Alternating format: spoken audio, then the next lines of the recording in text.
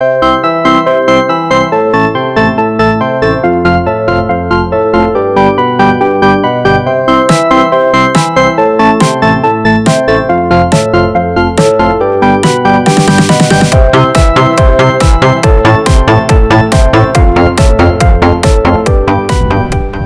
puc començar? Vostè me dirà. Bueno, yo soy Francina Armengola, la presidenta de la Comunidad Autónoma de las Islas Baleares. Aquí estamos totalmente preparados para que vengáis todos, porque aquí no hay COVID. Estamos preparados en esta Comunidad Autónoma de las Islas Alemanas, perdón, de las Islas Baleares.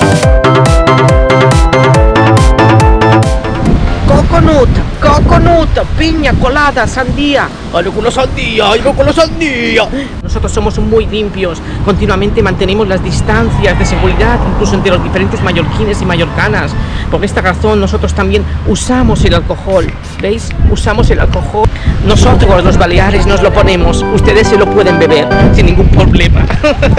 Aquí necesitamos urgentemente que ustedes vengan. Miren, están las playas totalmente vacías. Incluso los carteristas nos están esperando. Por favor, os lo vamos a pagar todo. Y si hace falta pagar incluso las cervezas, las pagamos. Si hace falta pagar, yo que sé, un pub oli, también lo pagamos.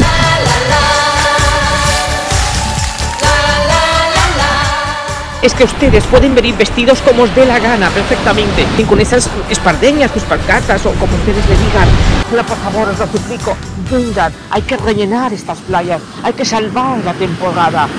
Kom eens Mallorca, is bitte dich, was als mi machen, o die zeigen. Ay, no sé lo que dic, però queda molt bé. A que pugues queixar-te. Mallorca, isla maravillosa. La pobla Santa Monza, Alcúdia, Valdemosa, comienza